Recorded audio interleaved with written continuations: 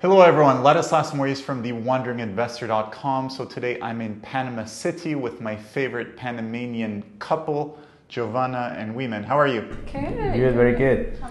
So Giovanna and Weeman run a small family office helping people with banking, immigration, company formation, etc. We've done a lot of content together. You can see a list of the videos below. And today, I know the title sounds a little bit clickbaity, but it's actually the truth. How to get paid to obtain a Panama Travel Passport. This is not my passport, by the way. I'm just taking Giovanna's. But it's possible to invest money here in Panama and to obtain one of these within how many days or weeks? Like 10 business days, like the other residency paperwork. So you can come to Panama, make an investment, and 10 days later you get one of these. So how does it work and what are the caveats? Well, the Panama Travel Passport program was born in 1987. What Panama wanted to do is bring investors. So what Panama is looking for is that this investor gains a monthly income of $850. So it will depend on the rates of the local banks. So this investment has to be done in local banks, just Panama national banks. We did the math recently, and it's around $275,000 on local interest rates that we see today. It could be more or less. It moves and goes. But you put the money there, you get $850 monthly. Then we start the process. We get a certificate from the bank saying that you have this money as a term deposit. It doesn't matter your nationality. The banks in Panama will, as long as it's for purposes of residency, they will open the account for you. They will let you put the money there, the $275,000. Then you could access to the residency. You get a temporary residency, and once you get a temporary residency, we can go to the passport authorities and you can get your travel passport. So can the money be deposited in any bank? No, just the Panamanian government bank, which is National Panama Bank and Caja de Ahorros Bank. And how long is the term deposit for? 5 years. 5 years. Okay. Now, can you tell us the difference between a normal Panama passport and a Panama travel passport? Because this is important. When you're doing this, you're not getting Panamanian citizenship. You're just getting the passport, and more specifically, a different type of passport. It still looks this way, but there are a few differences inside the passport. Can you elaborate? Yes, so basically the Panamanian passport, as a Panamanian citizen, we can use this passport to travel many countries without visa. For foreigners, acquiring this passport doesn't mean they're a citizen, a Panamanian citizen, and the only difference is inside there, so that mention the place of birth of that person, of the applicant, and the citizenship. So this is very important. At the end, that person has the same benefit as a Panamanian traveling in those countries without visa. So this is really, really unique. So essentially, let's say you're South African, or you're from Turkey, or you're from Canada, you essentially get this. There's your face in there.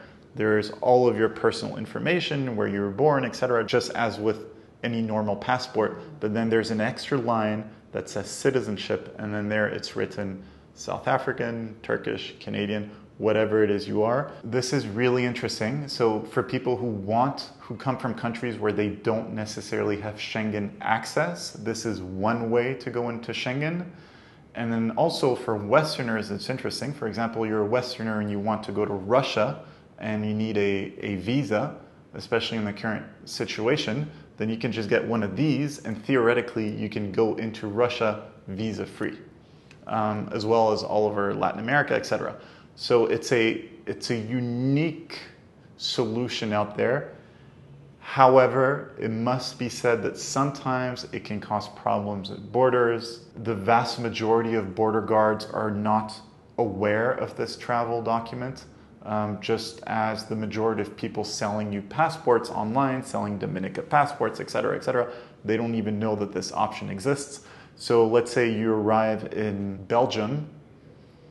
I don't know why you'd want to go there, but let's say you go to Belgium and then you get scanned at Brussels airport. Maybe the person at customs will suddenly look at this and wonder that why does it say that you're a South African citizen, and they might cause you problems.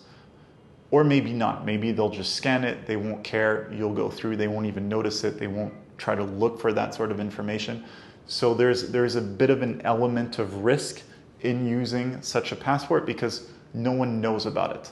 So, you can do all the research you want. You can contact the Belgian embassy here in Panama City, ask them, can I travel to Belgium with it? They'll tell you yes or no. But then, once you get to customs, it'll be a different story. So you just need to understand that you're going to be dealing with it with a level of ambiguity, but it's a very interesting solution because essentially it really doesn't cost you anything. So instead of having your money sitting 250K sitting in a bank somewhere giving you low interest rates, you can bring the money to a government bank here in Panama. You get the full interest, which is higher than in most countries in the world.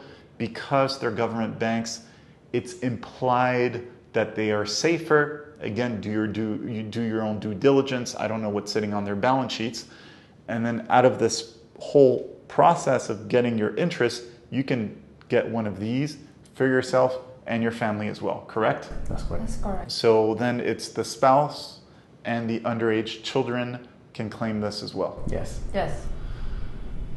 So when I see this, I'm already thinking of quite a few countries that, for them it's not easy to always travel around. This is a very interesting solution. So by depositing this amount of money, which the amount changes on a regular basis depending on interest rates, as interest rates go up, the amount of money you need to deposit goes down. You can also get residency as well for yourself and your family, correct? That's correct. So for everyone out there that is sitting on $280,000 or whatever in a bank account that just want to have cash and want to get interest, there is absolutely no reason to be keeping that money elsewhere in the world other than Panama when you can come here, get residency for yourself and your family, which then eventually turns into permanent residency. And if you want to obtain a Panama Travel Passport in the process. So in a world of heightened geopolitical tensions, in a world of increased risk generally, we also saw the whole situation with the medical problems where people were getting shut out of countries just based on their passports. This, again, is a unique proposition. So what I encourage you to do is to get in touch with Giovanna and Weeman. There is a contact form below and their email, and just ask them for the brochure, and there it explains what the process is, the fees, etc. All right. So Giovanna and Weeman, thank you very much. You're welcome. You're welcome. You can go to my website, thewanderinginvestor.com, and sign up to the private list. It's entirely free. This way you will be getting insider information as I travel around the world looking for opportunities. Lastly, feel free to follow me on Instagram at The Wandering Investor. I look forward to hearing from you.